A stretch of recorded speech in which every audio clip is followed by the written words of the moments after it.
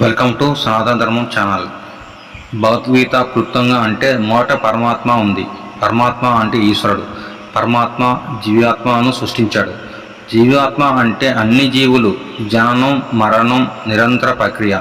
ఈ జన్మలో మన కర్మం ప్రకారం మనకు మరొక జన్మ లభిస్తుంది. మరొక జన్మ చీమ కావచ్చు, లేదా పాము కావచ్చు, లేదా చేప కావచ్చు, లేదా పక్షి కావచ్చు, లేదా జంతువైనా కావచ్చు, లేదా మనిషి కావచ్చు. అది ఈ జన్మలో మన కర్మల మీద ఆధారపడి ఉంటుంది. మోక్షం అంటే మనతో సహా అన్ని జీవులలో పరమాత్మను చూడటం. మోక్షం మరొక అర్థం మరణానికి ముందు కామ, క్రోధ, లోభ, మోహ, మద, మాత్సర్యాలను వదిలిపెట్టడం. మోక్షానికి 4 విధాలుగా సాధించవచ్చు. కర్మయోగం, ఏమీ ఆశించకుండా కర్మ చేయడం.